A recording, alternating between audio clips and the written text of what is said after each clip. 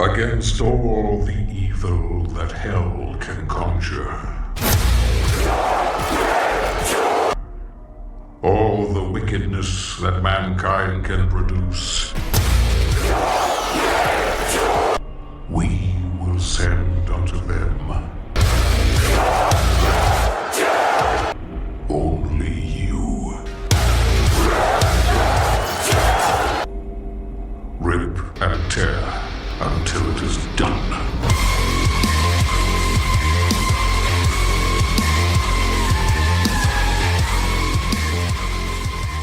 The first time I actually heard about Doom Eternal was in the summer of 2020. I was browsing around on the internet when I read that a new Animal Crossing game and a new Doom installment were released on the same date. I thought to myself, oh, that's pretty cool, and then kind of forgot about it. I never was a huge fan of gory graphics and metal soundtracks, and even after watching some videos about the game, I still wasn't too impressed. Then, a year later, as a Christmas gift, a family relative of mine gifted me, you guessed it, Doom Eternal. I was hesitant to play at first, but when I finally got the courage to launch it up for the first time, I had no regrets. Honestly, I don't even know where to start with this. Despite being a linear arena shooter, Doom Eternal as a game is such an astonishingly complex system of mechanics that perfectly intertwine with each other to create what is arguably one of the best shooter experiences ever crafted. For the sake of keeping this video structured, I'll divide it into several categories, the first of which is movement. Eternal's movement is what caught my eye pretty much from the very start of the game. From the first glance, nothing new. Walk with WASD, jump and or double jump with space, you get the gist. With just these controls, the game is still fun, but it's kind of slower paced and honestly a bit mundane. It's when the game introduces you to the dash when everything changes. On the ground or in midair, you can dash into any direction. Being given two of these dashes in disposal at the same time, you get an entire new horizon of possibilities to position yourself, dodge, and juke your enemies. With this simple, yet powerful tool, the game just feels so much more alive, dynamic, and exciting. And just when you thought it couldn't get any better, the game gives you the super shotgun, specifically the meat hook. If you thought the dash was neat, the meat hook is just egg roll buttering. Using it, you can shoot out a claw on a chain that latches onto your enemies and pulls you towards them with incredible speed. As good as it is for getting better shots with your close-range weapons, it doubles up as a fantastic mobility tool. See, when you latch onto an enemy demon, more about them later, you gain a lot of momentum, and if you unhook right before you hit your target, you continue to zoom through the air with the same speed. If done correctly, this technique, appropriately dubbed the yeet hook, can give you some serious positioning advantage. And because these mechanics are practically spoon-fed to you in the beginning of the game, they feel extremely intuitive to use for the rest of the playthrough. This is what just makes Eternal's movement so great for me. Now let's get to the juice of the game, the demons. The whole game is centered around finding the most efficient way to kill them. There are like 27 of these things, all of them radically different from each other in their attack patterns and weaknesses. And that's just the base game. Again, they're introduced one by one as the game progresses. A very interesting design choice I haven't encountered in any other shooter game I played is the glorious glory kill mechanic. Compared to other shooters, when you're running low on health or ammo, the game guides you to take cover and maybe take some healing remedies, be it potions, health kits, and so on. When it comes to Doom Eternal, this rhetoric is tipped feet up. When a demon is critically on low health, it will temporarily enter a stagger, where it will flash in bright colors indicating its vulnerability. A simple melee attack on this demon instantly finishes it off, spraying you with health pickups. A chainsaw is also granted you at the very beginning of the game. Given that you have enough fuel for it, you can use it on smaller, weaker, so-called fodder enemies to instantly kill them and make them explode with all kinds of ammo. Now this is the part where it gets even more interesting. Unlike the beefier enemies, the small fodder demons constantly spawn in the arena, and since they can be set into a stagger with only 1 or 2 shots, they're basically walking health and ammo pinatas. This method of regaining ammo and health forces the player into an extremely push-forward, aggressive playstyle, which in turn is crucial to be doing well in the arenas of Doom. As for the weapons, I like to think of them like this. In an ordinary game featuring several types of enemies, the enemies are locked doors to which the player is given a key, that being a certain weapon that is most efficient against said enemy.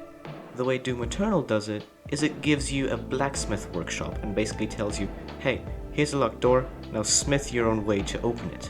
The player's arsenal consists of the tactical shotgun, heavy cannon, plasma rifle, rocket launcher, super shotgun, ballista, chain gun, and BFG. Most of them have separate modifications to change how the weapon is used. For example, the precision bolt for the heavy cannon to snipe weak spots on enemies, the automatic modification for the tactical shotgun to rapidly fire a barrage of shells, and the arbalest, a powerful explosive projectile you can shoot out from the ballista.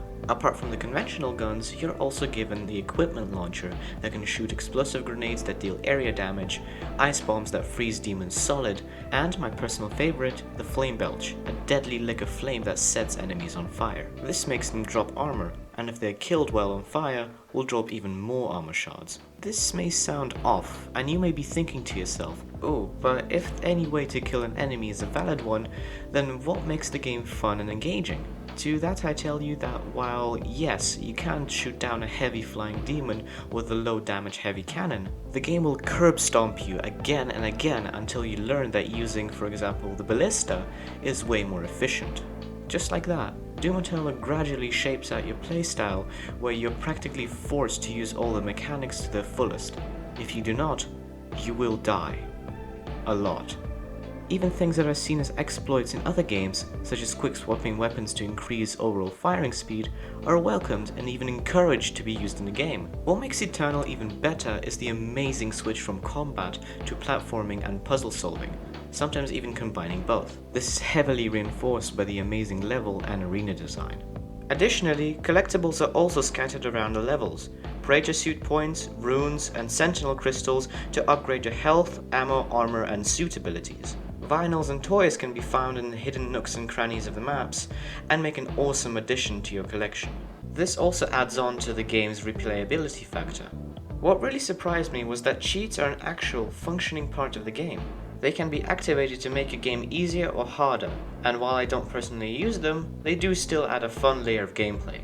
All of these are accompanied by an astonishing soundtrack composed by the incredibly talented Mick Gordon. Talking about soundtracks, Eternal OST is just something else, even gameplay-wise. I'm no artist or psychologist, but the gnarly soundtracks during the heated battles just somehow make me perform better. They're so rhythmical and melodic, you almost try to fit your playstyle just for the beat. It feels like you have your own boss music. It makes you feel powerful, almost godly. Here, have a listen.